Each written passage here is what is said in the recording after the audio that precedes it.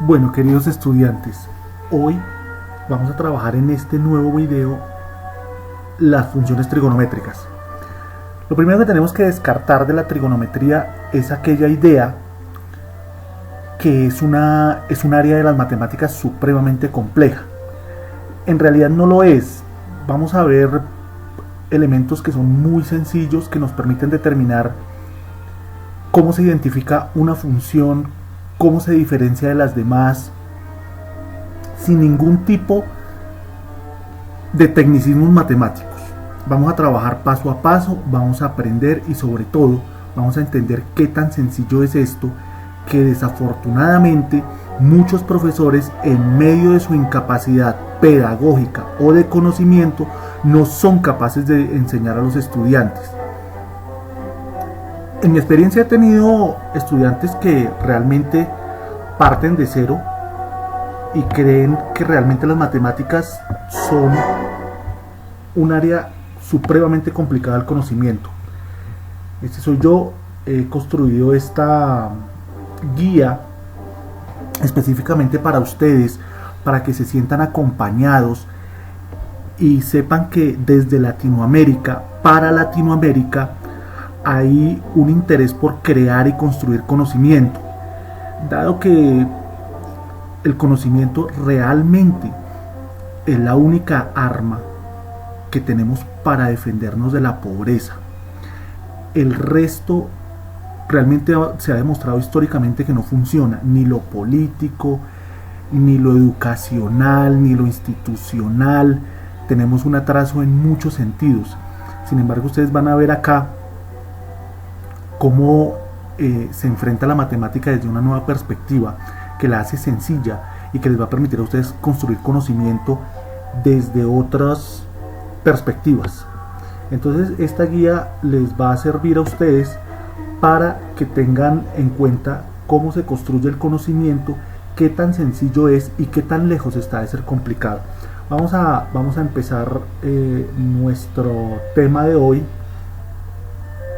con el estudio de las funciones trigonométricas y cómo deben entenderse ellas. Entonces, lo primero que vamos a entender es cómo se genera una función. Y para ello yo le he dado el título a esta sección como las sencillas funciones trigonométricas, porque realmente a través de esta experiencia nos vamos a dar cuenta qué tan sencillas son. Bueno, lo primero es que vamos a ver acá construida una función coseno de x.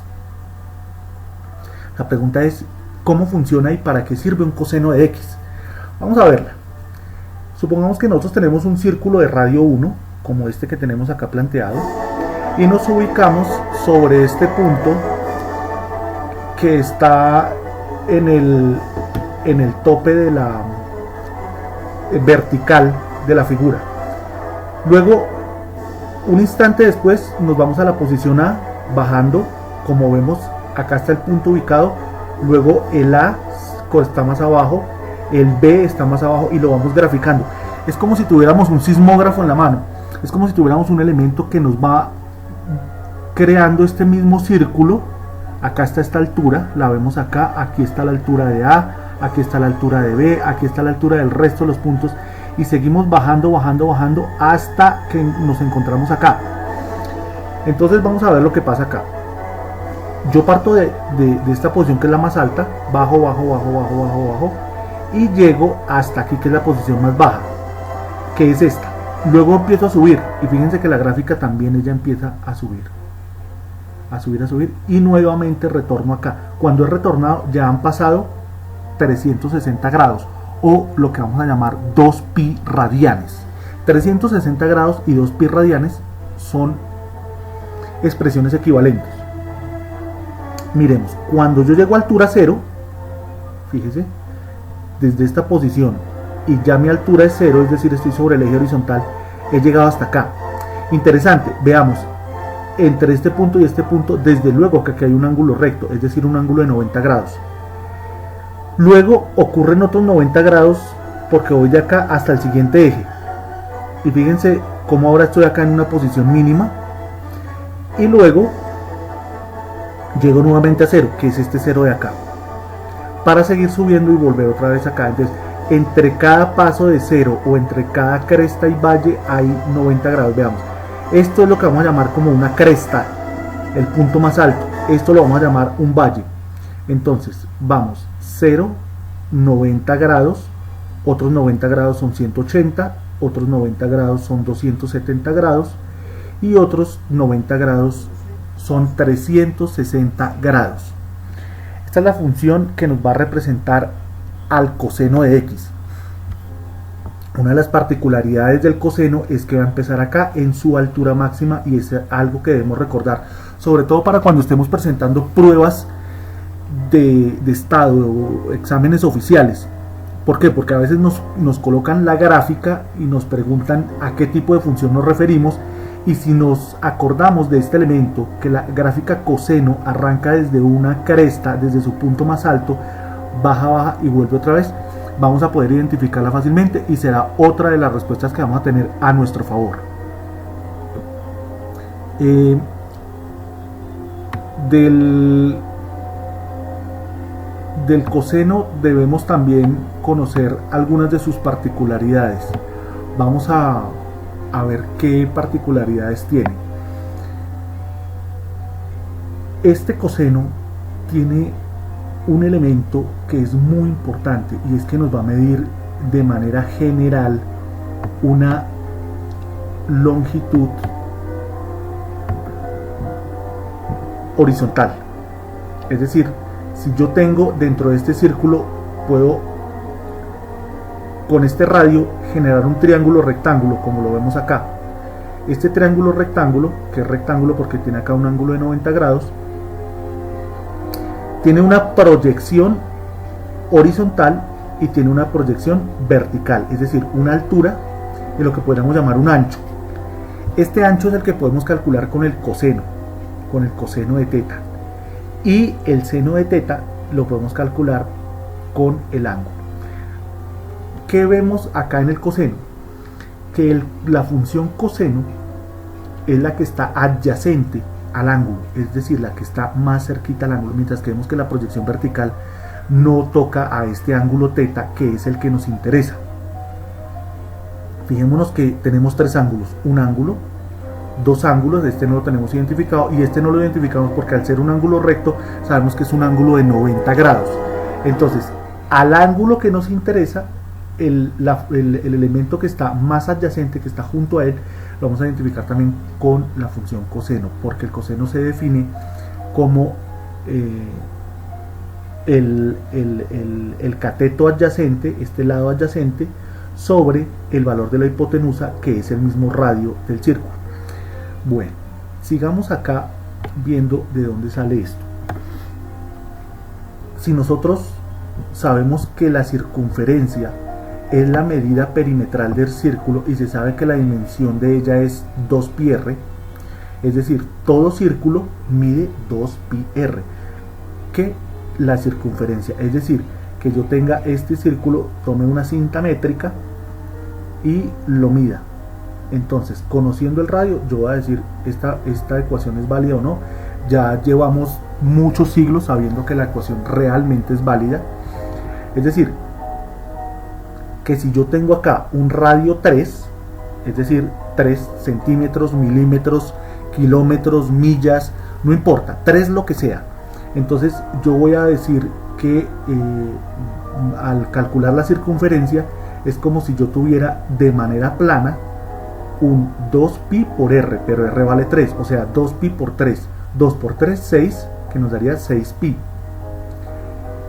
Esto quiere decir que esta línea horizontal, como si yo tuviera un cuaderno de ancho 2pi y lo enrollara para formar un círculo, ese círculo me quedaría de radio 3. Así de sencillo es.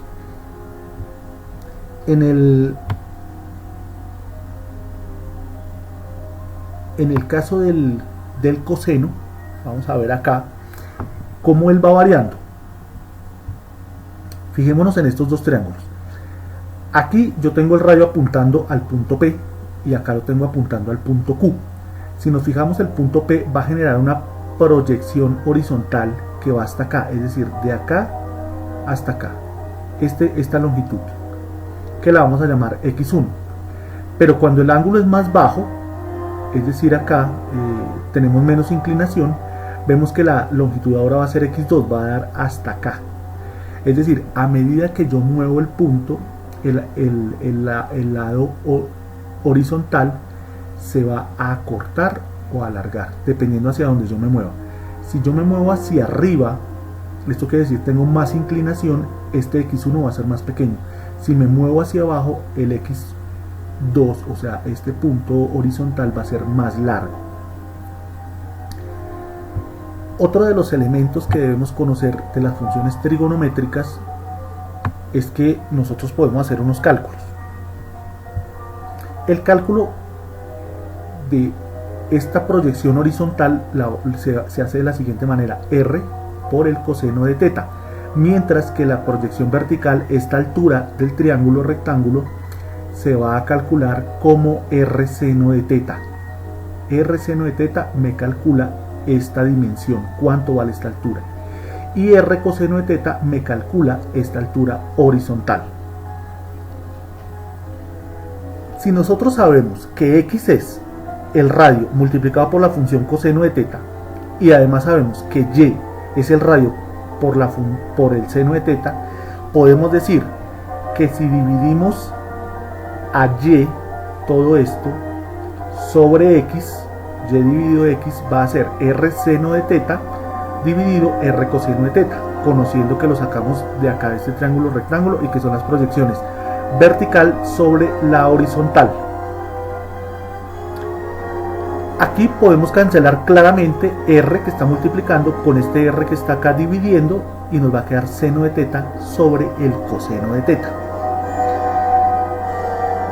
Esta función de seno de teta sobre coseno de teta es la que nos va a definir a la tangente de teta, que en otras palabras va a ser y sobre x, como lo definimos acá. Y sobre x va a ser el cateto opuesto al ángulo. Fijémonos que acá está el ángulo y acá estamos opuestos a él, estamos más retirados de él, sobre el cateto adyacente, que es x, y x es este cateto, el que está pegado junto adyacente a este ángulo teta. Entonces esto va a ser la función tangente, y sobre x, que es opuesto sobre adyacente. Estas son algunas de los elementos más sencillos que podemos plantearnos dentro de nuestro estudio de la trigonometría. Esto es algo que debemos conocer y reconocer. Acá en este video, gracias a las cualidades de la producción multimedia, nosotros podemos adelantar y atrasar el video. Si alguno de los elementos no quedó claro, lo podemos detener, podemos incluso leer el contenido que yo les he desarrollado acá, aunque ustedes también pueden acercarse a través de las redes sociales. Ya les voy a mostrar dónde están las redes sociales para que tengan mayor claridad sobre los elementos que les estoy tratando de enseñar. A través de las redes sociales ustedes van a tener un contacto directo conmigo, que soy el diseñador de esta herramienta, a través de Facebook en la página de María Pitágoras, o a través, este es un perfil María Pitágoras, el perfil de María Pitágoras, o a través de la página de Facebook Mathematicar. En el Twitter pueden buscar @CésarAupin, y ahí van a poder hacer las preguntas, los comentarios y solicitar esta guía que está ampliada, que está diseñada paso a paso, que tiene la ventaja de utilizar acá unos colores para que ustedes puedan ubicarse y distinguir un elemento del otro.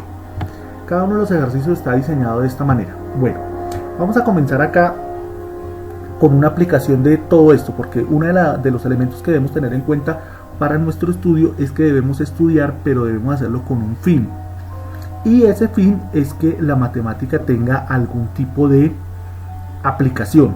En la mayoría de los casos, los profesores latinoamericanos enseñan los elementos teóricos, muchos de ellos simplemente repiten los ejercicios y ejemplos que ya están desarrollados en los libros de texto, no crean nada, no tienen ninguna ecuación y simplemente después se limitan a evaluar sin la responsabilidad de haber educado verdaderamente al estudiante. ¿Y por qué hacen esto? Porque la mayoría de los profesores desconocen esta área que es la de matemáticas y no saben realmente para qué sirve. Apenas conocieron un teorema y van a las clases, a los diferentes centros educativos, y lo recitan como si se tratara de un simple poema, algo que nos tuviéramos que saber de memoria y ya.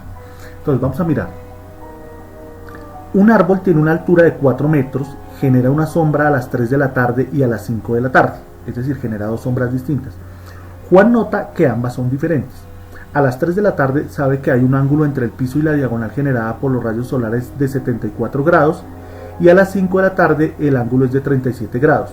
¿Cuál es la dimensión horizontal de cada sombra para cada una de las horas señaladas?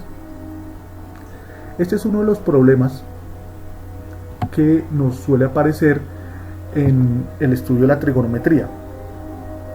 Entonces lo primero que debemos hacer es pensar que este es nuestro árbol. Debemos dibujar el árbol, si queremos sí, si no queremos no. Lo que nos interesa es que el árbol tiene una altura de 4 metros y que él genera un ángulo de 74 grados a las 3 de la tarde.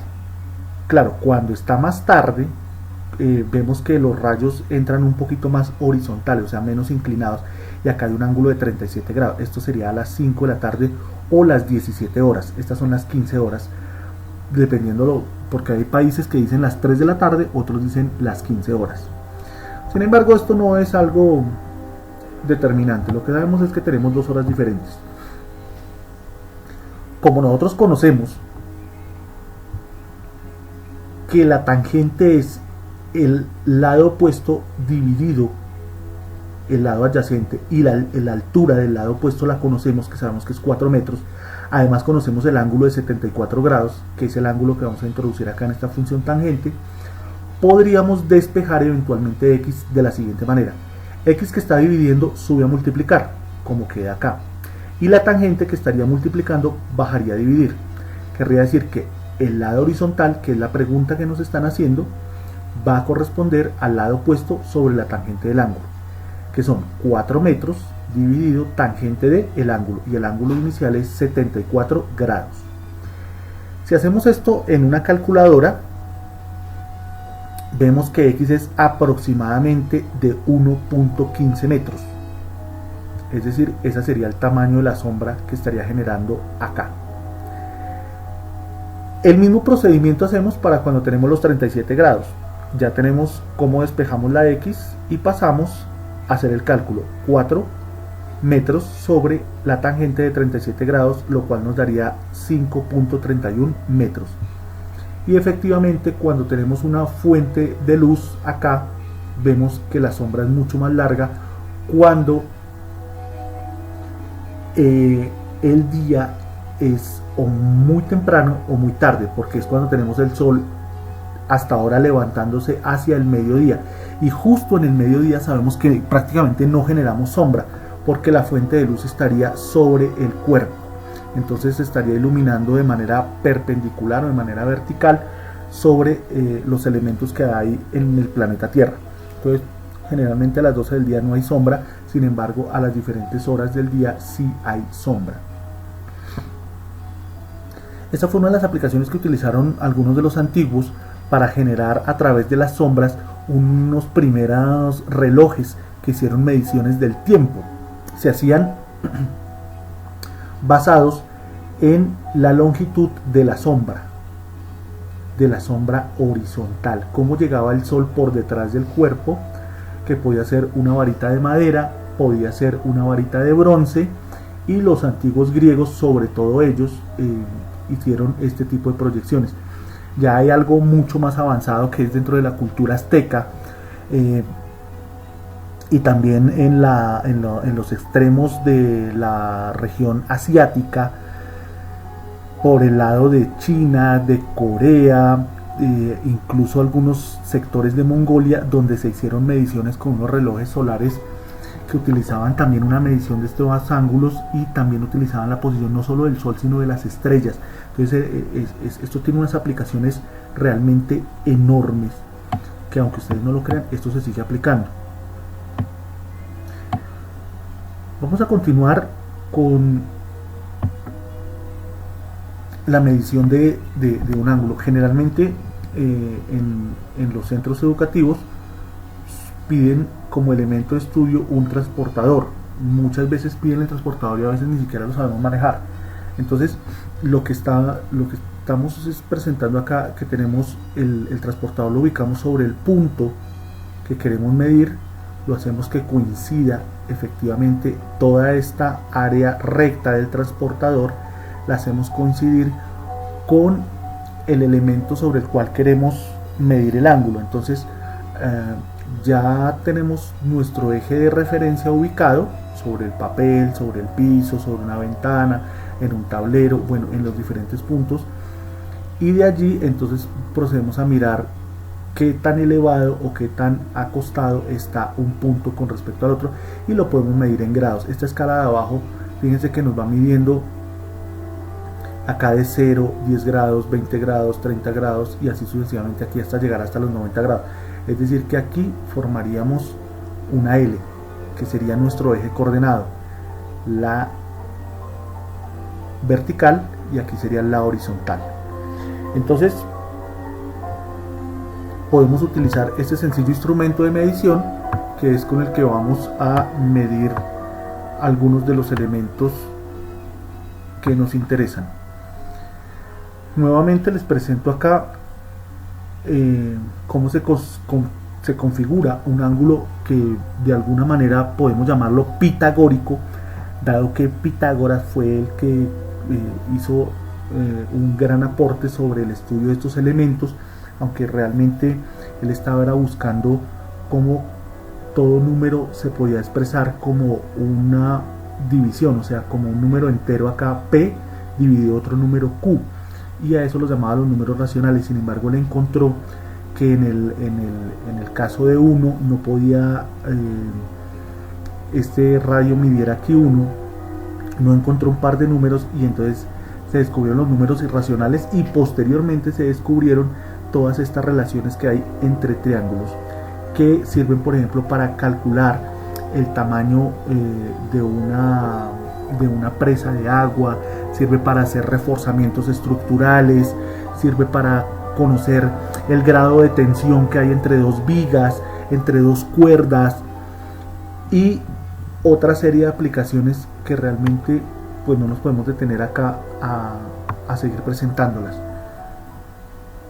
De estas funciones que hemos definido, el coseno de teta, sabemos que tenemos x sobre r es la horizontal, la componente horizontal sobre el radio, y sobre el radio va a ser la componente vertical sobre el radio, y la tangente de teta va a ser y sobre x, que ya lo habíamos visto anteriormente.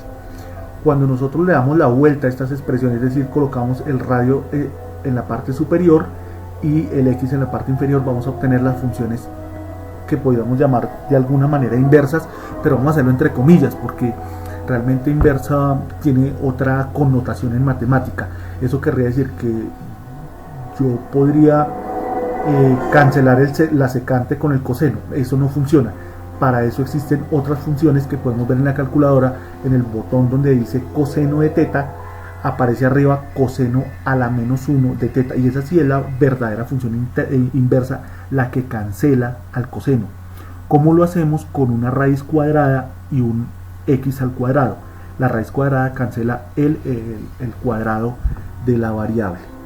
Entonces, si lo tomamos en ese sentido, la secante no es sino el mismo coseno, pero invertido en cuanto a su posición. Entonces acá el radio que está dividiendo, fíjense que ahora está multiplicando, y la componente horizontal va a estar ahora dividiendo. Lo mismo acá para el seno, vamos a tener la cosecante, y para la tangente, la cotangente, definida de esta manera, como la horizontal sobre la vertical. Fíjense que la tangente estaba definida como la vertical dividido la horizontal, cada una de las componentes. Aquí están las funciones inversas. Como yo les digo, esta es una fotografía de una calculadora, yo me tomé la molestia de introducirla. Tenemos la función seno, y arriba tenemos la función seno menos 1. Esta es realmente la y función inversa de cada una de ellas. Esto se va a llamar arco seno, arco coseno y arco tangente. Pero en este mismo video lo vamos a ver y vamos a identificar cómo funcionan. Miren, por ejemplo, acá, muy sencillo. Si yo tengo el seno a la menos 1 y directamente tengo el seno de teta, este seno con este arco seno se van a cancelar y queda despejada la variable teta. Es como si yo tuviera acá raíz cuadrada de x al cuadrado. La raíz cuadrada me va a cancelar el cuadrado y me va a quedar la variable, la x. En este caso me queda despejada la variable, en este caso es el ángulo teta. Lo mismo sucede con el arco coseno enfrentado al coseno y me va a despejar la variable que es el ángulo. Y la tangente a la menos 1 elimina la tangente y va a quedar el ángulo teta despejado. Vamos a ver acá cómo podemos entender esto. Un avión arroja ayuda humanitaria para una población desde una altura de 400 metros y el paquete describe una diagonal de 850 metros. ¿Qué ángulo describe la trayectoria del paquete y cuál fue el recorrido horizontal de la ayuda? Es decir, acá tenemos nuestro avión volando a 400 metros. El paquete cae en un movimiento real, y eso lo tenemos que tener en cuenta. No va a existir este movimiento rectilíneo, sino que realmente va a ser un movimiento parabólico.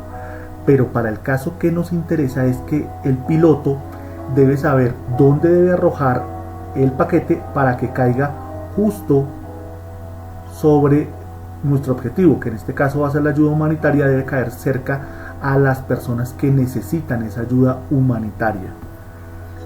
Entonces, y esto realmente se hace así dentro de los sensores de los aviones. De este tipo de cálculos se diseña un circuito para que haga este tipo de operaciones. Claro, allí tenemos que tener en cuenta un sensor no solamente de altura, sino de humedad. Debemos tener también un sensor que nos mida la velocidad del viento, cómo se está comportando en contra, y de esta manera programamos el circuito para que haga un mejor lanzamiento. Entonces, este problema lo vamos a determinar de la siguiente manera. Fíjense que ustedes lo que necesitan saber es qué ángulo describe la trayectoria del paquete y cuál fue el recorrido horizontal de la ayuda. Es decir, debemos determinar el ángulo teta, que está acá, y esta dimensión x, que es a partir del lanzamiento en el avión hasta donde llegamos horizontalmente, porque el paquete va viajando, no va a caer, o sea, tendría que ser demasiado pesado para que el viento no lo desplace. Sin embargo, eso no sucede en la mayoría de situaciones reales.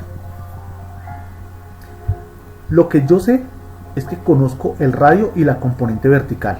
Es decir, sé que estoy volando a 400 metros, que es la componente vertical, y el radio que describió el movimiento, que fueron 850 metros, que es parte de la información que nos entrega a nosotros el problema.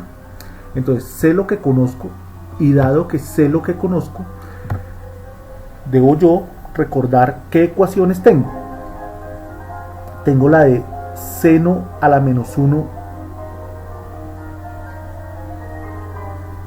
de este ángulo.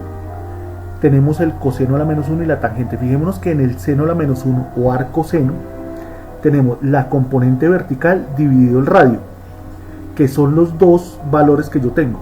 Entonces es esta la ecuación que vamos a utilizar: seno a la menos 1 de 400, que es la componente vertical, sobre 850, que es el radio. Esto nos va a arrojar el valor de teta. Quiere decir que el paquete con respecto a la horizontal, o sea al suelo, se desplazó en un promedio de 28.07 grados. Entonces, ya conozco el ángulo. Ahora puedo hallar el desplazamiento horizontal. ¿Cómo lo puedo hallar? Recordemos que los desplazamientos horizontales, todo lo que tenga que ver con horizontal, va a estar relacionado de manera general con el coseno de teta, que es el desplazamiento horizontal x dividido el radio r.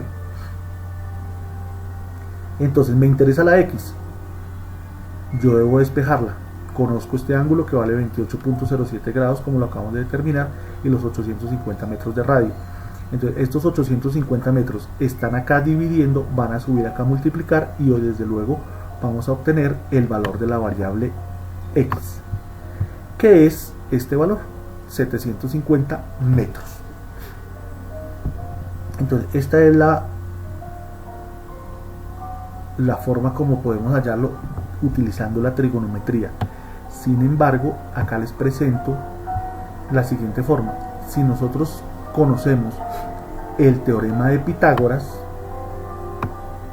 que nos dice que el radio al cuadrado es la suma de los lados al cuadrado en un triángulo rectángulo, entonces debemos despejar x, porque r lo conocemos, son los 850 metros, y la altura del avión, que son 400 metros, también la conocemos. Por tanto, este que lo conocemos lo pasamos aquí a restar, r cuadrado menos y cuadrado igual a x al cuadrado, pero no nos interesa el valor de x al cuadrado, nos interesa el valor de x, por tanto tomamos raíz de ese valor y simplemente hacemos el cálculo: 850 elevado al cuadrado menos 400 elevado al cuadrado, tomamos raíz y nos va a dar 750 metros.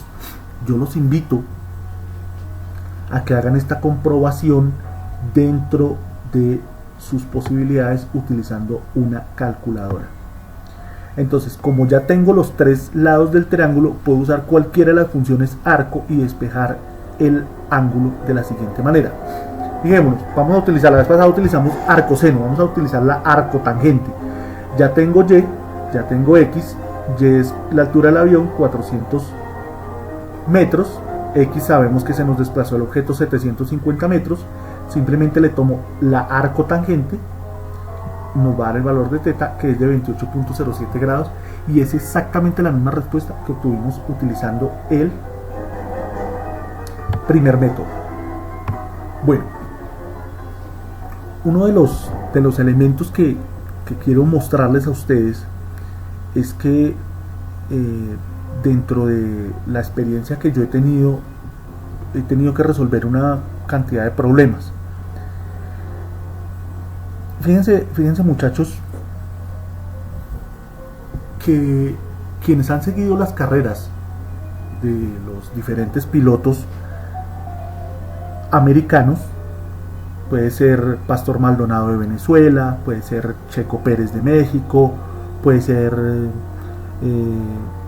Sebastián Gutiérrez, creo que se llama Sebastián, él también es de México, podemos tener a Juan Pablo Montoya, podemos tener al señor Felipe Massa de Brasil, podemos recordar los grandes pilotos argentinos que hemos visto a través de la historia en el desarrollo de la Fórmula 1 y de otras categorías, que allá se habla mucho del proceso de los alerones. Esos alerones no se colocan al azar, se colocan dependiendo de cada una de las carreras y las características de cada uno de los circuitos que se van a enfrentar. Acá nos preguntan cuál es el ancho del alerón que le debemos diseñar al equipo de aerodinámica si para las carreras con mayor downforce se tiene una inclinación de 9 grados y para las de menor downforce de 7.5 grados. Esto de downforce es una fuerza que hace el viento acá sobre el alerón y obliga al carro a estar más sustentado o más sujeto al piso, o no hacerlo. ¿Para qué? Para tomar las curvas de una u de otra manera. Lo que conocemos acá es que tenemos una altura de 1 centímetro y acá tenemos 2.5 centímetros para estos deflectores. Estos son elementos que de manera general, por ejemplo en el caso de Fórmula 1, los mide el reglamento. Es el reglamento de la categoría de la Fórmula 1 que dice cada año cuánto va a medir cada uno de estos elementos. Y estos de acá, este alerón lo va a diseñar cada escudería de acuerdo con su experiencia y pretendiendo desde luego lograr el título, es decir, un desplazamiento mucho más óptimo que el de sus competidores. Entonces en ellos ya tienen la libertad de tomar acá curvas, de diseñar el ancho de esta pieza, y es uno de los problemas que se deben enfrentar y resolver año tras año en la medida que va sucediendo el desarrollo de las carreras. Entonces vamos a hacer la demostración de por qué este largo nos va a dar 9.58 centímetros y este nos va a dar de 7.5 grados la longitud del alerón, 11.49 centímetros. Esa demostración la hacemos justamente con las funciones que vimos. ¿Por qué? Porque tenemos el dispositivo acá, tenemos cuánto mide este triángulo. Fijémonos que en el horizontal mide 2.5 centímetros y la altura mide 1 centímetro. Es decir, tenemos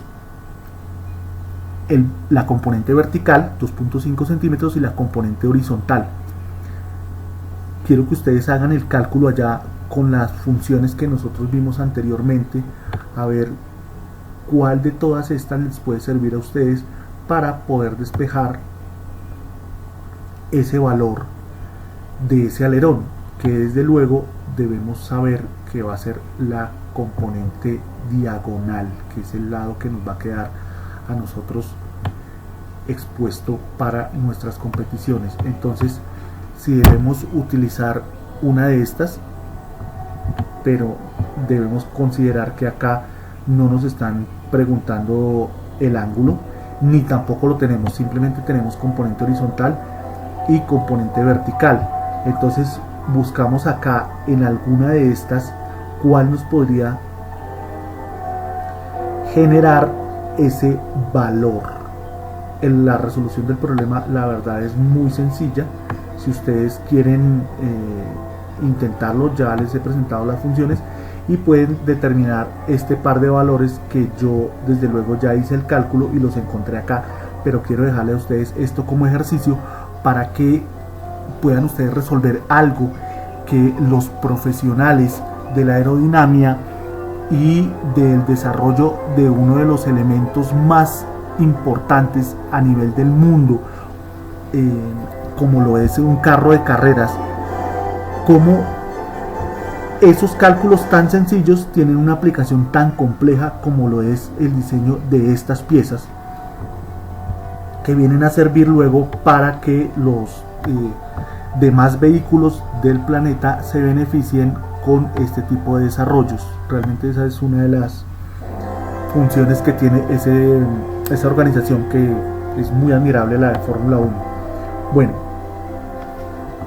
vamos a ver acá las funciones cosenoidales. Como lo habíamos visto al inicio de este video, ellas parten de una cresta, bajan hacia un valle y se repiten.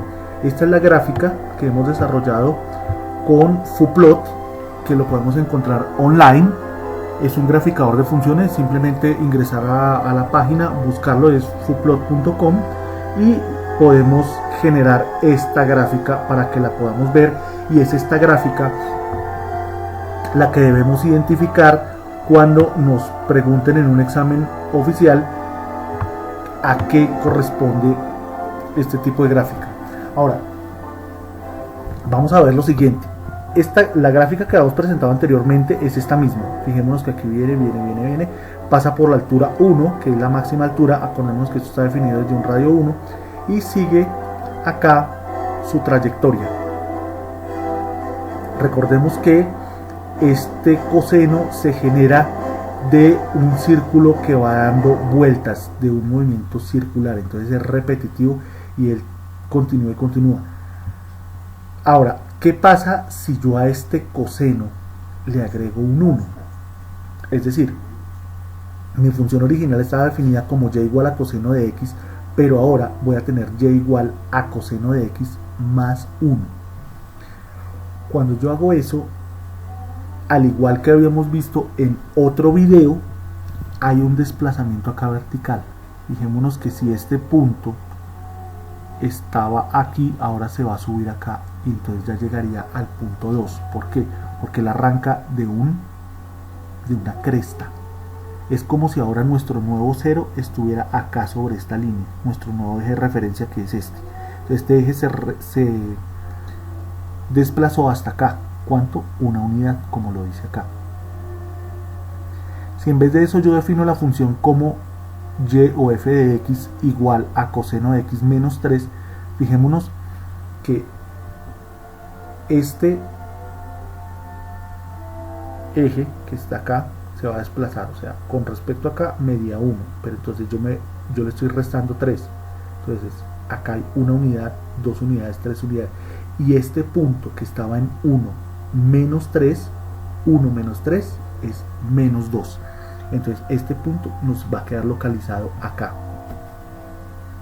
y así sucesivamente. Fijémonos que en la coseno de x teníamos acá este punto ubicado a la altura de menos 1, nos damos cuenta acá, menos 1 tiene esta altura, pero menos 1 menos 3, que es esto que estamos colocando acá, nos va a dar menos 4, menos 1 menos 3 nos va a dar menos 4, que es justo este punto que tenemos ubicado acá, aunque pues el recorte que yo hice a la gráfica no permite ver, pero pues desde luego se alcanza a ver que está la división, el cuadro completo.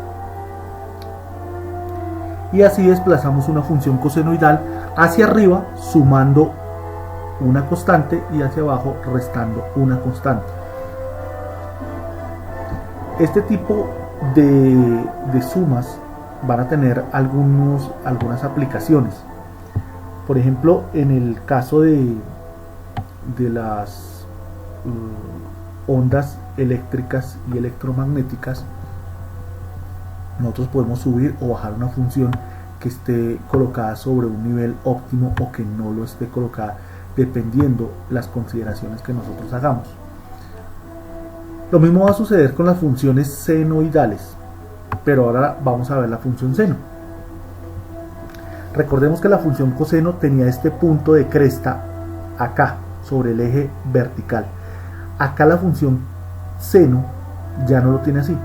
Ahora ella arranca el origen, justo acá es su punto de inicio, no esta cresta que antes estaba en la función coseno. ¿Cómo diferenciamos una función seno de una función coseno? Es simple. El seno arranca desde el origen, pasa por el origen. El coseno corta al eje vertical en una cresta, en un punto máximo. De resto tiene el mismo comportamiento porque también se derivan de la rotación de un círculo de radio 1 y acaba desplazándose la función y ella sigue así indefinidamente. Aquí hemos dado una vuelta completa a nuestro círculo. ¿Qué es este? Fíjense, yo ahora antes estaba partiendo de acá cuando definí la función coseno, ahora estoy partiendo de acá y empiezo a subir. Fíjense que acá estamos en este punto y acá empieza a subir, ¿hasta dónde? Hasta aquí, hasta que llegamos a este tope. Esta rotación pensemos que tenemos una rueda y a esa rueda le colocamos una marquita con un pedazo de cinta o le hacemos un dibujo con un marcador, con algún color, un pedazo de tiza, bueno, no sé, con alguna cosa marcamos la ruedita y al hacerla girar hacia allá vemos que el punto se va desplazando. Acá llega a un punto máximo, luego empieza a bajar como lo notamos acá, él baja, acá sigue bajando hasta este punto que es acá y luego empieza a subir otra vez, él sigue subiendo y llega hasta acá y hemos dado una vuelta completa. Desde este punto nuestro marcador dio la vuelta y llegó nuevamente a su posición original. Y así podríamos darle otra vuelta, pero entonces vamos a generar la misma imagen que acá, pero entonces arrancaría ya desde este punto y entonces vuelve y se repite la gráfica tal como exactamente igual a la anterior. Esa es una de las razones por las que las funciones seno y coseno generalmente se trata de identificar dentro de los 0 y los 360 grados o dentro de los 0 y los 2 pi radianes. ¿Por qué? Porque más adelante ellas se van a repetir, como lo podemos ver acá. Nuevamente vemos que acá tenemos una función seno que estaría de color negro. Ella viene acá, parte del origen, la vemos acá, y llegó acá otra vez hasta 0, haciendo un punto medio, cresta, punto medio, valle, y nuevamente llegamos a punto medio, que fue de donde partimos. Y luego la función repite el mismo comportamiento, sube, baja y vuelve otra vez. ¿Cómo la podemos desplazar? Exactamente igual como hicimos con el caso del coseno. Le sumamos una constante. Esto sería seno de x más 3. Fíjense que acá es mucho más fácil identificarlo, porque si yo paso del punto 0 y le sumo 3, 0 más 3 nos da 3. Es decir, este punto se desplazó acá. Este punto que está aquí en 1, fijémonos, él no está marcado acá en la gráfica que yo les estoy presentando, está aquí en 1, entonces 1 más 3 nos da 4, y fíjense que es este mismo punto, y está acá justo en 4. En esta que le estamos restando 1, seno de x menos 1, tenemos este punto 1 menos este 1, 1 menos 1, 0, entonces va a llegar acá. 0 menos este 1 nos daría 0 menos 1, menos 1. Acá tenemos menos 1, la altura, menos 1 nos daría menos 2, que sería esta altura de acá. Fácilmente lo podemos comprobar. Entonces nuevamente, si yo tengo acá esto representando un voltaje, en general cuando tenemos una toma eléctrica vemos que la señal es esta, no es una línea recta como suele ser en una pila. En una batería de 3 voltios, de 1.5 voltios, de 9 voltios, es una línea recta. No, si nosotros tomáramos un elemento que nos permita ver la gráfica de la señal que obtenemos del tomacorriente, va a ser de esta forma. Entonces fíjense que nosotros acá podemos tener la tensión, el voltaje de esta manera, pero lo podemos desplazar 3 voltios hacia arriba, pero estos 3 voltios, fíjense que acá tendríamos una señal senoidal y le estaríamos sumando una señal fija, como una señal acá de una batería de 3 voltios, y aquí lo que estaríamos sería restando una batería de menos 1 voltio, o sea, la batería estaría conectada como al revés y sería de 1 voltio, es decir, el polo positivo estaría conectado al borne negativo, y así hacemos la inversión de un voltaje. Es simple, es hacer una rotación de la posición de los bornes. Aquí vamos a ver algo que ustedes deben poder identificar fácilmente cuando vean las dos gráficas. Entonces, la pregunta: ¿cuál es la función coseno? ¿Roja o negra? Como ya lo habíamos visto, la respuesta es roja, porque el coseno parte de una cresta acá tocando el eje vertical, mientras que la función negra, que es la función seno, parte de el origen de nuestro sistema coordenado. Una cosa que vemos acá que es muy interesante es cuando esta función pasa aquí por 0, corta el eje horizontal. Fíjense que la coseno corta el eje horizontal, mientras tanto la otra está en un punto máximo. Cuando la función seno, ahora está negra, corta el eje horizontal, fíjense que la función roja, o sea la función coseno, está en un punto mínimo. Acá, la roja corta el eje horizontal y la negra va a un punto mínimo. La negra corta el eje horizontal y la roja va a un punto máximo. Esto es uno de los elementos que debemos tener en cuenta, porque recordemos que la función tangente estaba definida como el valor del seno sobre el valor del coseno, y en algunos casos podríamos estar haciendo una división por 0.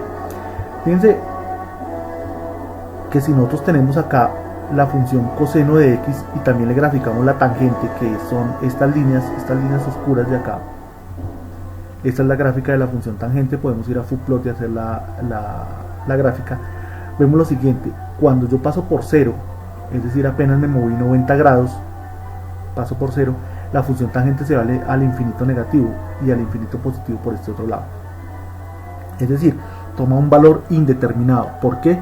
Porque haríamos, como sabemos que tangente es seno sobre coseno, estaríamos dividiendo coseno, pero coseno en este punto de 90 grados me valdría 0. Es decir, cualquier valor dividido 0 me va a dar una indeterminación, un infinito. Fíjense que acá el coseno, la función roja, vuelve y toca el 0, o sea, corta el eje horizontal. Y al cortar el 0 vuelven y nos genera estas asíntotas o estos valores que nos permiten una indeterminación, y por eso la función tangente no está definida para todos los reales, porque en ciertos valores cada 90 grados, y luego acá vamos a tener otros 90 en este punto y otros 90, o sea 180 grados más, vamos a tener unos cortes porque aquí estaríamos dividiendo sobre 0 cada vez que cortamos el eje horizontal acá. Y eso lo podemos ver en el siguiente elemento, seno, que no nos importa el valor porque ningún valor acá va a tener ninguna prohibición, pero el coseno sí, porque sabemos que cuando tenemos una división no podemos colocar un 0 en el denominador. Fijémonos como teníamos en la gráfica anterior, si yo estaba en 0, el valor del seno era en el origen, o sea 0, 0, y el valor del coseno sí partía desde una cresta, desde el 1. Hacemos la división, 0 dividido 1 nos da 0, pero 90 grados más adelante el que está en una cresta es este, y el que pasa por el origen, por el eje horizontal, es el coseno. 1 dividido 0, lo hacemos en la calculadora, nos va a dar un error, una indeterminación, que lo expresamos con este símbolo de infinito. Lo mismo sucede acá cuando el 0 está dividiendo, otra vez el coseno pasa por 0 y así sucesivamente. Entonces, estos son los elementos que debemos conocer para saber que la tangente es una función que relativamente está fraccionada y que no está definida para todos los reales. Allí podemos ubicar la gráfica en esta dirección que es fuplot.com. Allí podemos hacer todas las gráficas que hemos venido trabajando hasta el momento. Bueno, otro de los elementos que nosotros tenemos acá es el hecho de que tenemos un triángulo rectángulo. Fíjense que acá vamos a tener el lado A, que es el lado vertical, va a tener su ángulo A opuesto a él, es decir, el ángulo más lejano. Y esta es una de las definiciones que se han venido trabajando en matemáticas, no porque sea algo obligatorio, sino porque realmente es una convención que hemos diseñado, pero a veces a los profesores se les olvida explicarnos este pequeño detalle, y esto sí lo preguntan dentro de muchas pruebas oficiales, no lo sabemos reconocer. Entonces, cuando tengo una A minúscula se refiere a la altura de este cateto, y acá va a corresponder el ángulo A. Digamos que lo mismo pasa con B. B va a ser este segmento de recta horizontal, y su ángulo pues va a ser el punto más alejado. Este va a ser el ángulo B, que se representa con una mayúscula. Y para el C, entonces sabemos que tenemos acá este ángulo conexo con el segmento diagonal, y este ángulo B también lo toca, pero el que no lo toca es C. Entonces también lo podemos definir así: A va a tener un ángulo correspondiente a que no toca de ninguna manera al lado A minúscula, y los tres ángulos sumados, A, B y C, suman 180 grados. Desde luego sabemos que A más B deben sumar 90 grados. ¿Por qué? Porque si este ángulo es recto, ya sabemos que vale 90 grados, y sería 90 más 90 nos daría 180, es decir que la única posibilidad es que A y B sumen 90 grados.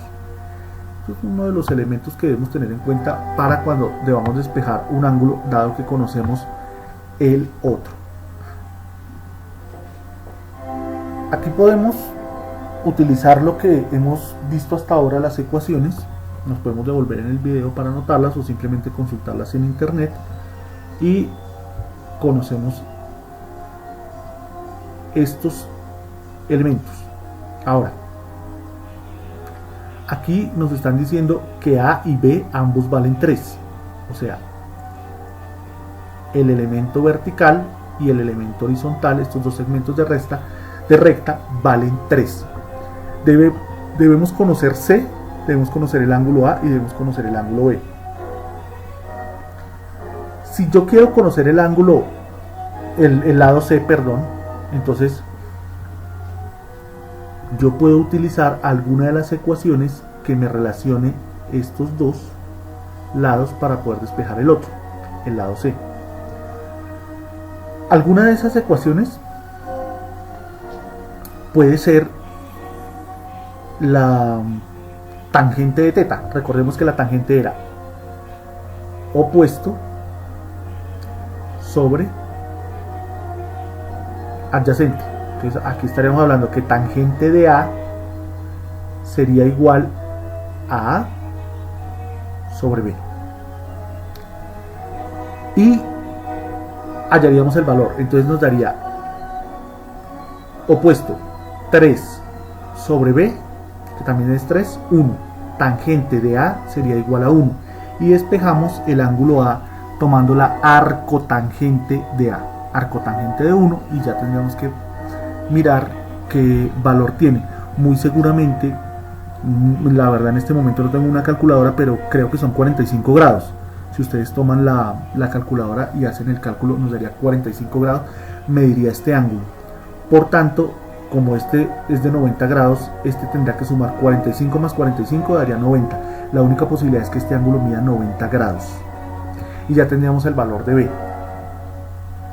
Y el valor de C lo podríamos despejar también utilizando algunas de las ecuaciones, pero se los dejo como ejercicio, como también les dejo estos valores acá como ejercicio para que los puedan realizar. Recuerden que nosotros tenemos que en Facebook el perfil de María Pitágoras es una forma de contactarse, y la página de Facebook Matemática también, así como en Twitter @CesarAupin, porque yo tengo ya toda la guía desarrollada completa para que ustedes la tengan en formato digital. La otra guía, esta es la guía 1, por eso esta se llama Matemáticas Básicas y Esenciales 1. La otra guía corresponde al desarrollo del cálculo, desde límites, derivadas y todos los procesos de integración. Esta guía 1 me abarca toda la álgebra y toda la trigonometría en sus aspectos más básicos, y con las explicaciones paso a paso más sencillas que podemos desarrollar. Nosotros tenemos algunos elementos que son los que tenemos que tener en cuenta para poder desarrollar este tipo de ejercicios, que son estas ecuaciones. Entonces acá podemos llenar, como habíamos visto antes, ¿a qué corresponde el coseno? El coseno corresponde aquí a un valor, y ese valor es la componente horizontal, que la llamamos X, y aquí sería el lado horizontal sobre el radio. ¿A qué corresponde el seno? Acá les doy una pista, es el componente vertical. Y así sucesivamente, que lo podemos determinar con esto, llenar esta tablita de acá, para que vayamos trabajando las funciones y nos vamos familiarizando con ellas.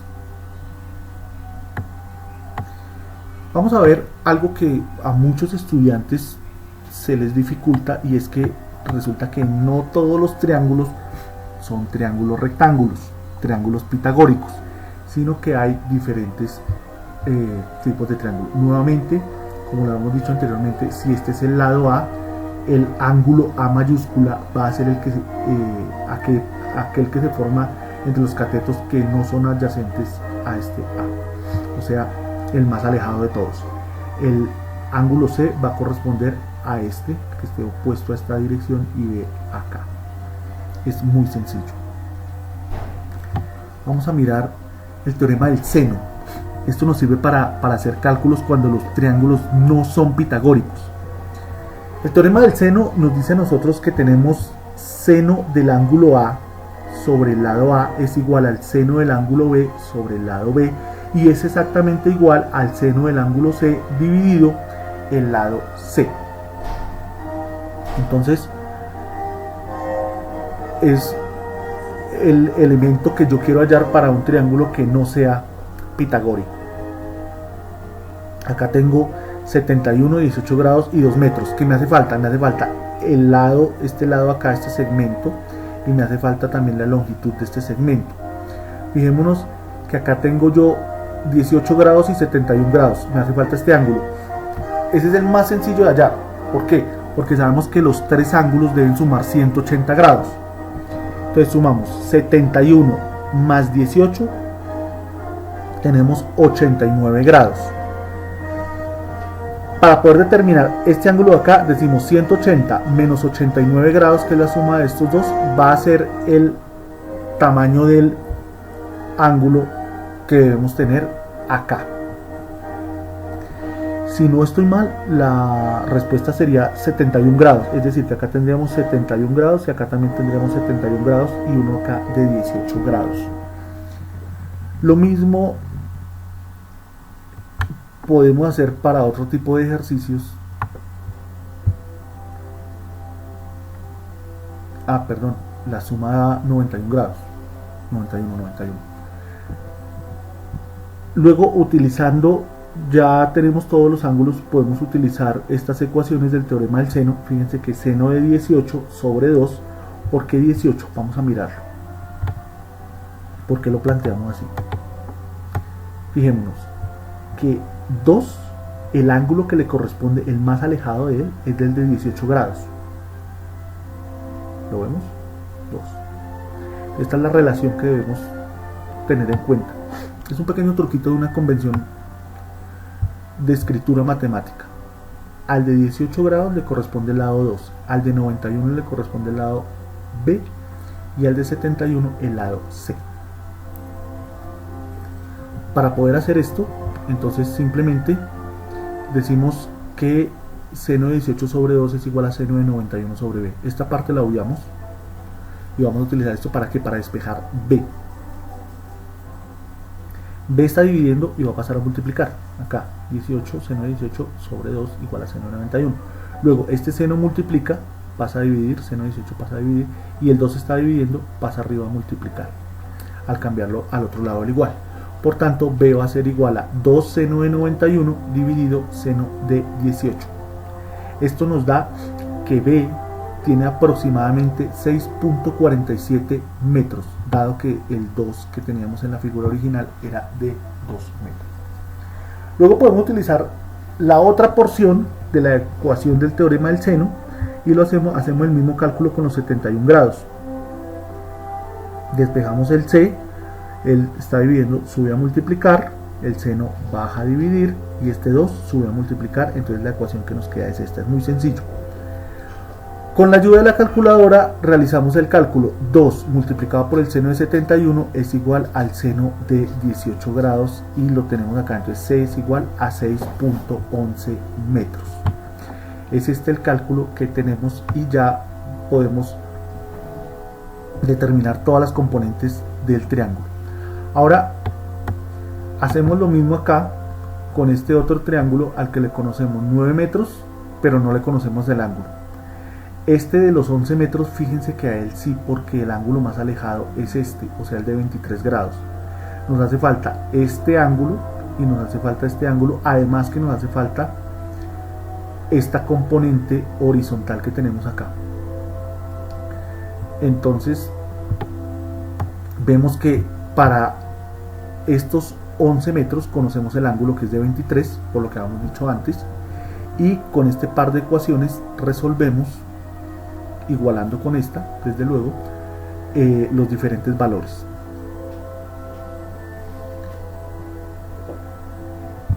Tenemos que el seno de 23 grados sobre 11 es igual al seno de B sobre 9, que es este valor que tenemos acá.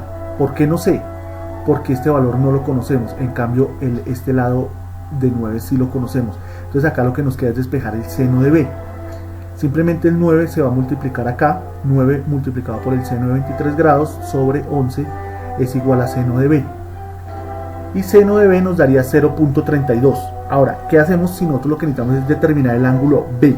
Para poder determinar el ángulo B, aplicamos la función arcoseno de este valor del seno de B. Arcoseno de 0.32 me da aproximadamente 18.66 grados.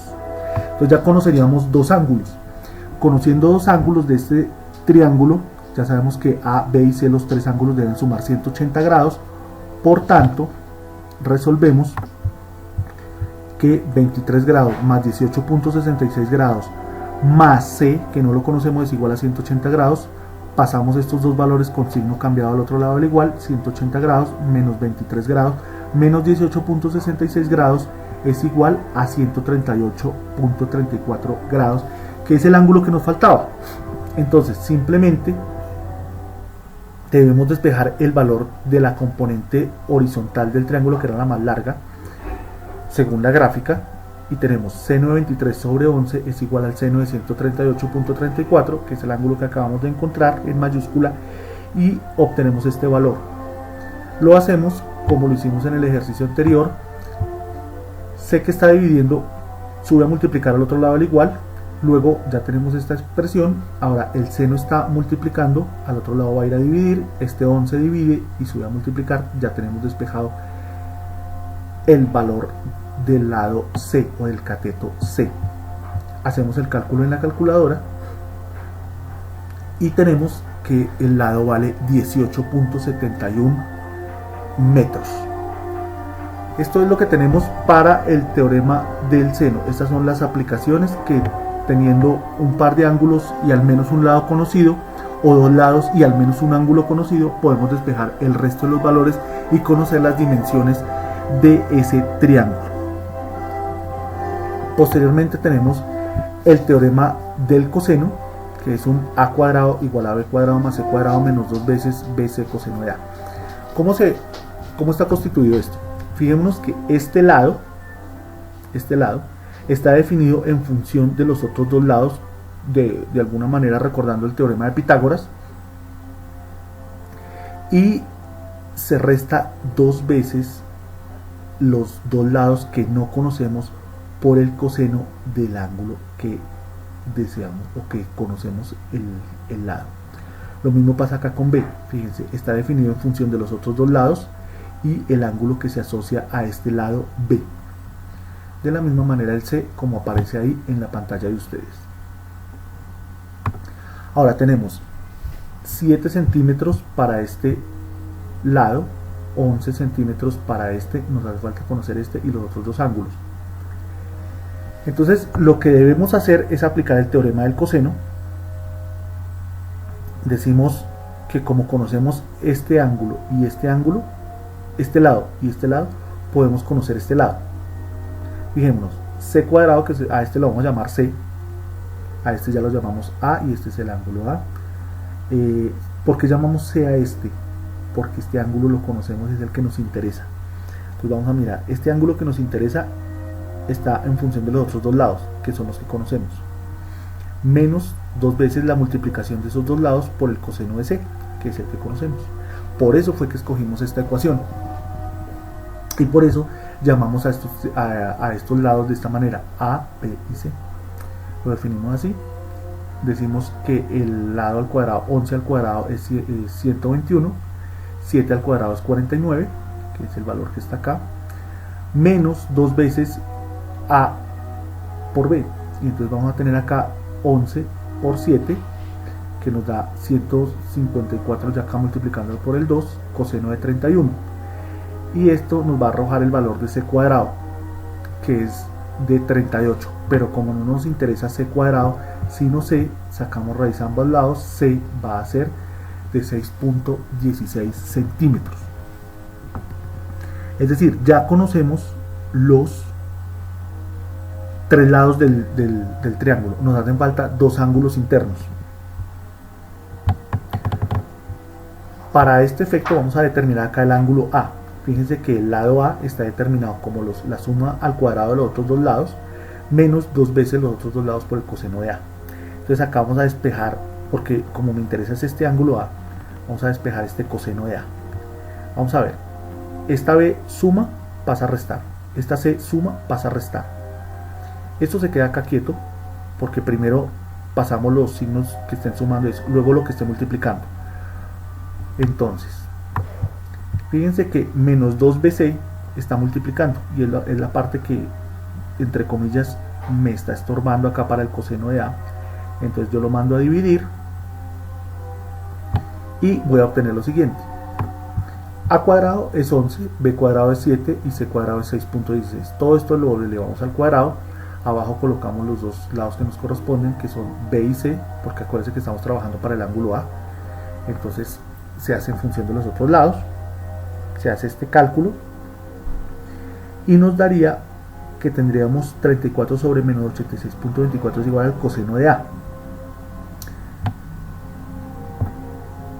Yo tomo la función inversa de coseno, que es arco coseno, o sea, le damos a la calculadora invertido coseno a la menos 1 de este valor, y este valor nos va a dar el ángulo A, que es de 113.21 grados.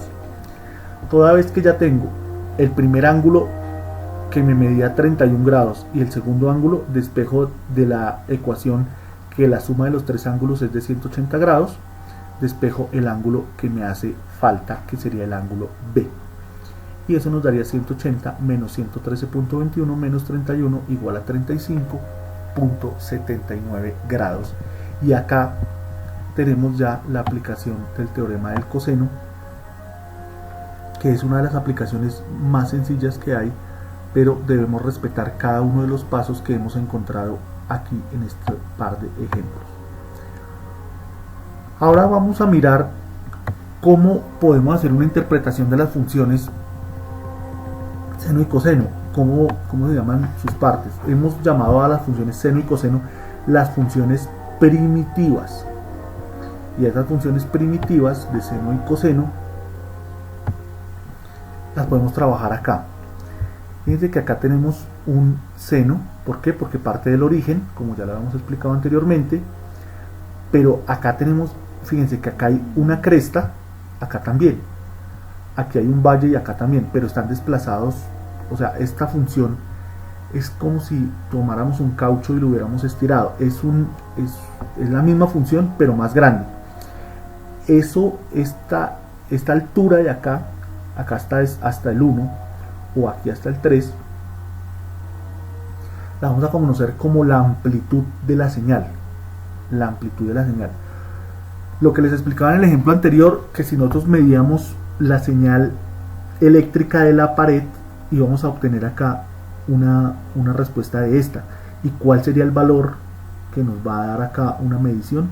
Sería un valor de aproximadamente 120 voltios, que después tendríamos que entrar a trabajar qué es lo que realmente se mide. Pero bueno, en general es eso. Entonces ya le conocemos algo a esta función, es la amplitud, que se define como A mayúscula. Esa es la amplitud de una señal. Cuando nosotros vemos dentro de un micrófono y vemos cómo se reproduce la voz humana en un ecualizador de alguno de las aplicaciones que tenemos para los diferentes dispositivos, computadores, celulares, bueno, diferentes elementos, vemos que la función es como de esta forma, senoidal o cosenoidal.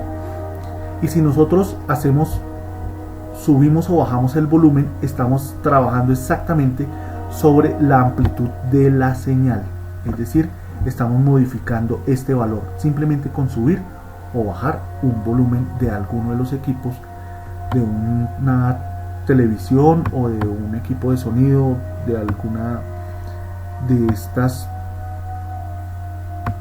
señales. Otra cosa es que, por ejemplo, nosotros tenemos unos binoculares y con los binoculares vemos una imagen. Esa imagen generalmente está compuesta de varios elementos. Esos elementos son colores y también son frecuencias, como se conoce electrónicamente, y acá tenemos el zoom de los binoculares. Ese zoom lo que nos va a permitir es ampliar o reducir el tamaño de la señal que me están percibiendo estos lentes de acá. Es otra de las aplicaciones que tenemos para las funciones senoidales o cosenoidales. Aquí tenemos una señal, esta, o una onda. Aquí tenemos un modulador de amplitud y acá está la señal de amplitud modulada. Esto es una señal AM. y esta señal AM está variando la amplitud de la señal, que es la forma como ustedes van a sintonizar una radio, una estación de radio. Variando la amplitud es como se sintoniza una señal AM. Luego ustedes para el parlante toman si acá la modularon, acá la van a demodular, que es un proceso contrario, y simplemente les va a aparecer a ustedes la señal original, que puede ser una canción, puede ser una voz, puede ser un instrumento musical, algún sonido que nos interese. Aquí tenemos esta señal, y como vemos parte de una cresta, o sea, sería una señal cosenoidal, y es una señal que es sensiblemente diferente a esta. Esta señal está mucho más amplia, acá la tenemos más achatada y aquí la tenemos más alargada, es decir, tenemos dos amplitudes diferentes. La pregunta acá es, ¿cuál expresión sería la correcta? A coseno de x, coseno de ax, a seno de x, seno de ax, seno de x más a o coseno de x más a. Entonces deberíamos colocar una x sobre la respuesta correcta. ¿Qué hicimos acá? Le sumamos una constante, como nos dice acá. ¿Esto es un seno o esto es un coseno? Es fácil.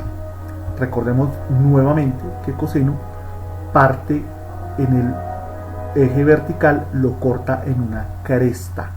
Por tanto, la expresión correcta sería a coseno de x, que es una de las preguntas o de las muchas preguntas que nos van a hacer en los exámenes de estado, porque debemos aprender a identificar este tipo de gráficas. Cuando nosotros tenemos esta gráfica, vemos que acá no estamos pasando por el origen, pero si este fuera el origen, claramente sabríamos que esta sería una función de tipo senoidal, porque no parte acá, no corta el eje en una cresta, sino que es como si este fuera el origen, estaría partiendo de acá. Entonces fíjense que aquí hemos hecho algo que ya hemos visto anteriormente, hemos sumado un 2 y aquí además hemos multiplicado por algo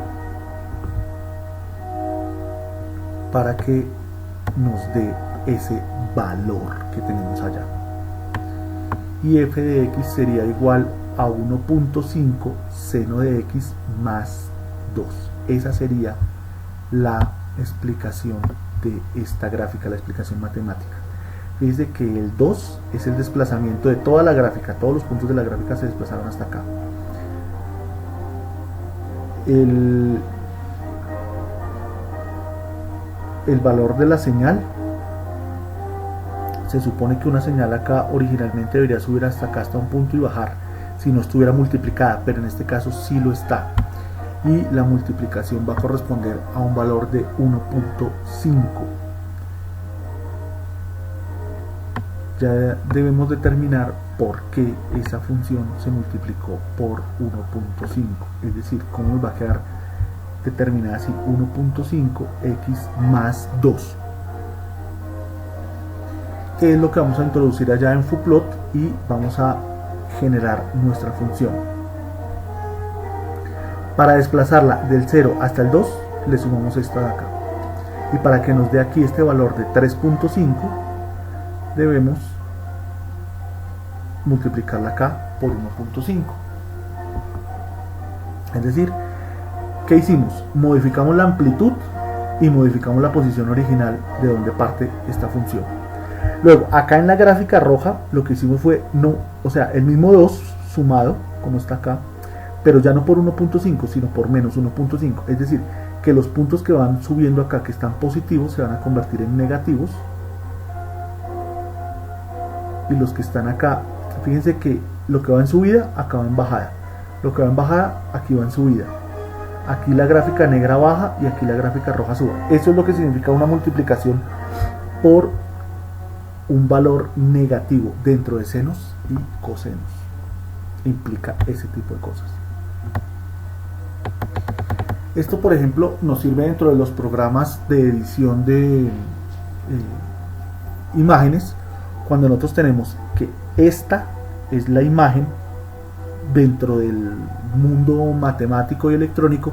Esto va a ser una cantidad de senos y de cosenos que se interponen acá para formar precisamente esta imagen, y si la multiplicamos, por ejemplo, por -1, vamos a tener la misma imagen, pero invertida, y de esta manera generamos como una señal de espejo sobre la imagen, y así podemos rotarla internamente utilizando un software que es el que va a hacer ese tipo de operación.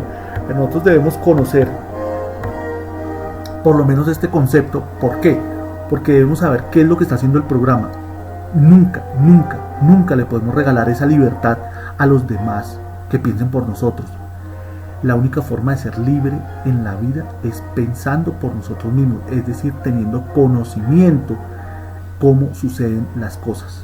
Por eso acá nos estamos esforzando por aprender matemáticas para poder identificar una función, para poder identificar un uso de ese tipo de elementos.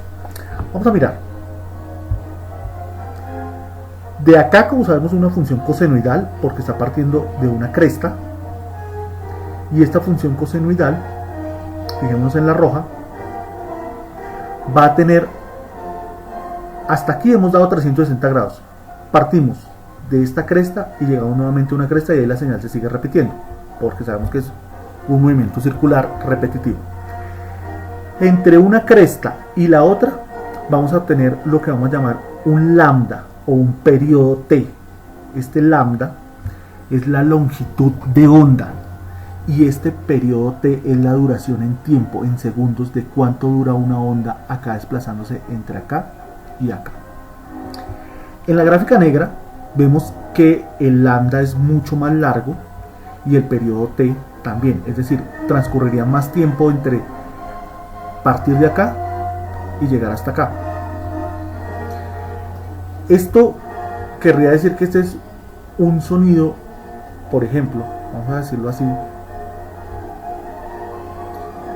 que tiene esta connotación, que es como si yo lo hubiera dilatado en el tiempo, y acá es como si yo lo tuviera más comprimido. Si esta es la señal original y yo quiero dilatarlo, lo puedo hacer, y esto nos permite hacerlo algunas aplicaciones de música, y va a pasar esto que vamos a variar el periodo o la longitud de onda de la función que nos interesa. Acá tenemos esta función negra, que fíjense que ella parte acá desde el origen y llega nuevamente al origen. Es una función senoidal porque parte del origen, y esta función roja también, pero fíjense, yo parto acá del origen y cuando vuelvo a tocar el origen otra vez en subida, como acá, este punto de aquí a aquí, yo ni siquiera he recorrido la mitad de la señal de esta negra. Entonces es una señal donde caben 5 señales rojas completas, una señal roja, 2 señales, otra vez vuelvo aquí al seno a subir, vuelvo al origen y otra vez en subida, vuelvo al origen y otra vez en subida, y acá. Entonces son 5 señales dentro de una sola, que es la negra, que es esta. Es decir, la señal negra tiene un periodo o una longitud de onda muchísimo más corta. Esta longitud de onda de la roja es más corta. Esto, por ejemplo, es para podríamos verlo así, como un computador muy lento que se toma 5 veces para hacer un solo cálculo, se toma 5 veces lo que se tomaría un computador más rápido, como sería este. Esto sería la gráfica del rendimiento de 2 procesadores. Este rojo es más rápido, es decir, hace el mismo trabajo acá en este periodo T, muy corto, mientras que el otro computador lo hace mucho más, de una manera muy dilatada. Hacen el mismo trabajo pero lo hacen más dilatado. Esto, por ejemplo, podría ser una aplicación de ese tipo de fenómeno. Cuando nosotros tenemos, por ejemplo, acá la función f de x definida como coseno de 2x, ya no coseno de x sino coseno de 2x, vamos a ver que la función roja está aquí en una cresta y vuelve otra vez aquí a la cresta, y esta sería coseno de x. Pero fíjense que aquí estoy en cresta, llego a cresta, ya pasó un coseno de x, y aquí estaría el doble. Es decir, que el periodo, cuando multiplicamos por 2, esto se va a reducir a la mitad de la ecuación original. Esto es coseno de x, esto es coseno de 2x. Aquí lo hace en la mitad del tiempo. Si fuera coseno de 3x, lo haría en la tercera parte del tiempo. Si fuera coseno de 5x, en la quinta parte del tiempo.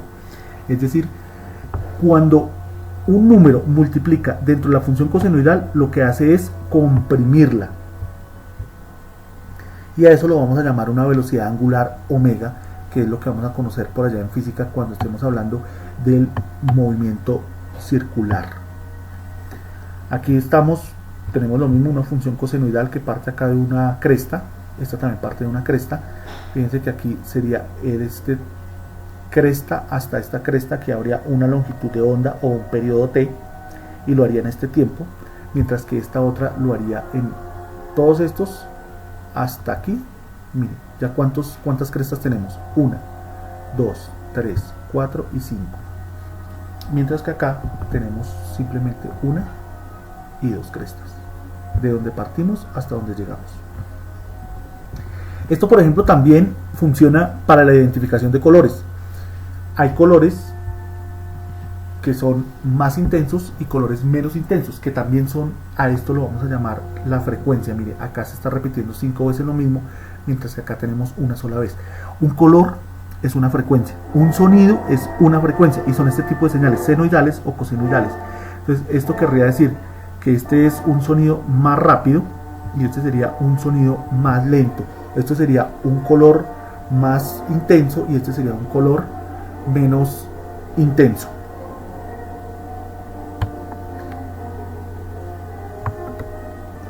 Y acá vemos cómo tenemos una amplitud, que acordémonos es el número que multiplica la señal, y un periodo t, que es este desplazamiento entre cresta y cresta.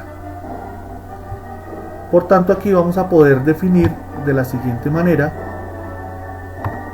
que la función original, la negra la llamaríamos coseno de x, y la roja, la que estaba más comprimida, sería 3 coseno de 4x más 4. Ahora, ¿por qué este más 4? Vamos a ir a revisarlo acá en la gráfica, y por qué el 3 coseno de 4x. Pues vamos a mirar.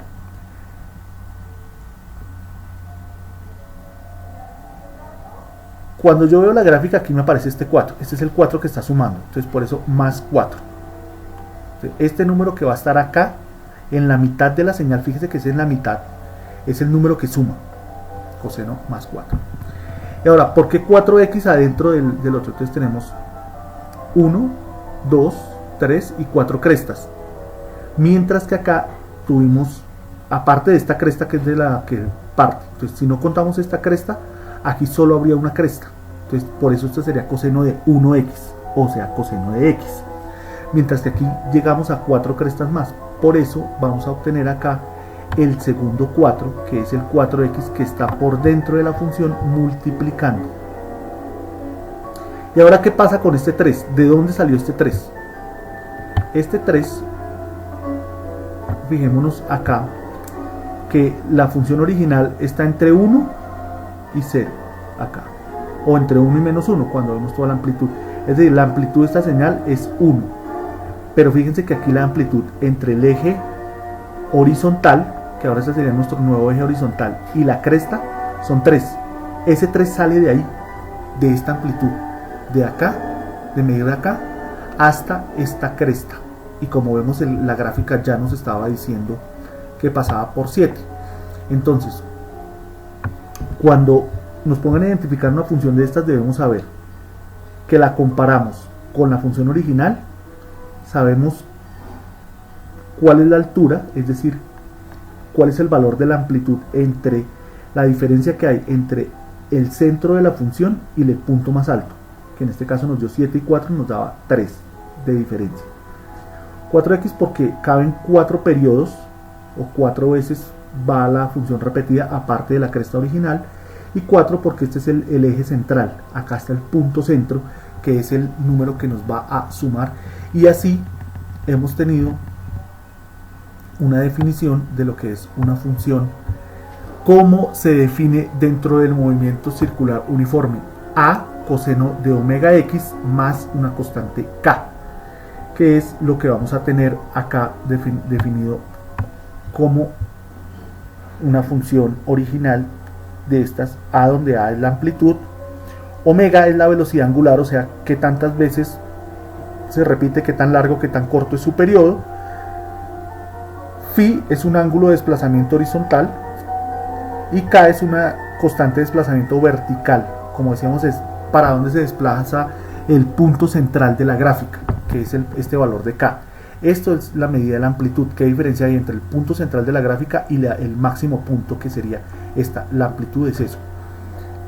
Diferencia de magnitud entre el punto más alto y este, que es el centro de la gráfica, el valor k. Así vamos conociendo nuestras señales para poder hacer una interpretación de ellas.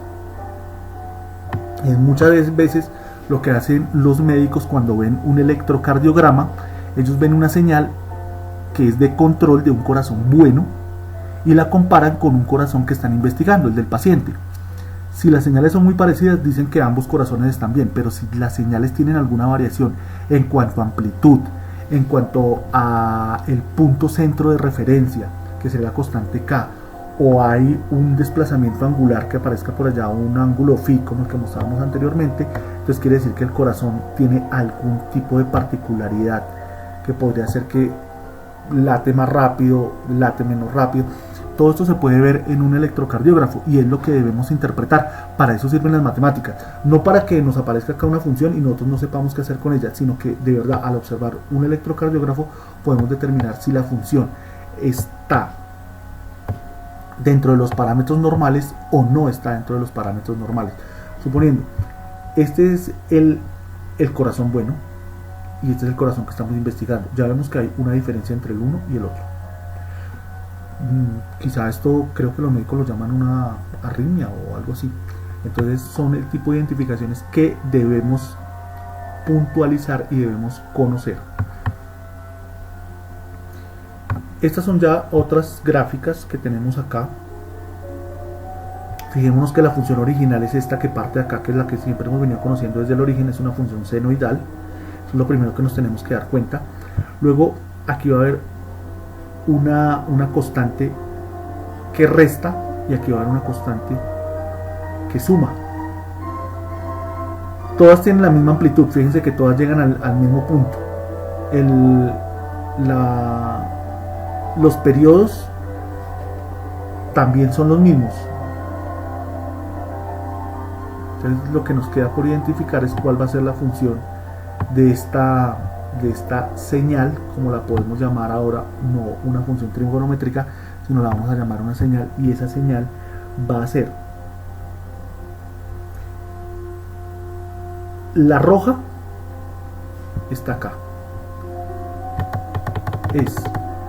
la negra es f de x igual a seno de x, que parte acá del origen y es la normal. La otra tiene un desplazamiento angular menos pi cuartos. Como la constante está restando, ella se va a desplazar hacia la derecha con respecto a la negra. La verde tiene un ángulo aquí sumando, por tanto se va a desplazar hacia la izquierda. Esto lo habíamos visto en otro video cuando desplazábamos rectas. Cuando la constante suma a la variable, se desplaza a la izquierda. Cuando la constante resta, se desplaza hacia la derecha. Y estos son el tipo de preguntas que nos van a realizar cuando nos quieren hacer alguna pregunta sobre identificación de funciones. Otra cosa, por ejemplo, esta es mi señal acá, que yo estoy enfocando una imagen, pero resulta que por algún efecto de cine, por algún efecto artístico, por alguna sombra que yo quiero generar algo, yo quiero acá un poco de desenfoque. Puedo desenfocar hacia allá o hacia allá, a donde se me acomode mejor.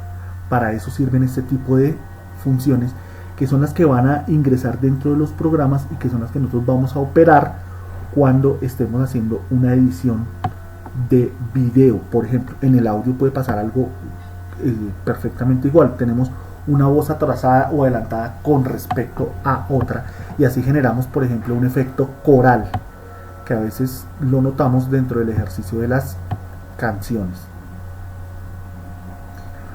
Por ahora, esto es lo que les dejo como reflexión sobre las funciones trigonométricas. Como nos damos cuenta, son muy sencillas, no tienen mayor grado de complejidad. Los invito nuevamente a que visiten el perfil de María Pitágoras en Facebook o la página Matematicar en Facebook. Busquen a @CésarAupin en el Twitter y mantengamos contacto por si ustedes están interesados en tener esta guía para aprender así, paso a paso, con colores y tema por tema. Cada uno de los elementos que estamos explicando están explicados aquí en este tipo de letras. Sin embargo, he considerado que los videos son de gran ayuda, por eso los estamos realizando. Como les digo, es un aporte de Latinoamérica para Latinoamérica, en el sentido que este es el único modelo que conoce la humanidad para su desarrollo, el conocimiento. Cualquier otro modelo, sobre todo si alguien les llega a decir a ustedes que podemos hacer una revolución armada y que podemos con ello lograr algún objetivo, eso es mentira. La humanidad se ha encargado de demostrarlo. Lo único que revoluciona realmente el estado social y el estado político es el conocimiento. De esta manera podemos tener un mejor bienestar. Recuerden que el conocimiento es la única arma que realmente los aleja de la pobreza a ustedes como individuos. Cuando una persona habla de otro tipo de iniciativas, no está diciendo la verdad. Es el conocimiento el que los va a alejar de la pobreza. Por tanto, este aporte tiene ese objetivo, que ustedes entiendan lo sencillo que son las matemáticas y para qué les pueden servir. Muchísimas gracias y estén en contacto con las redes sociales.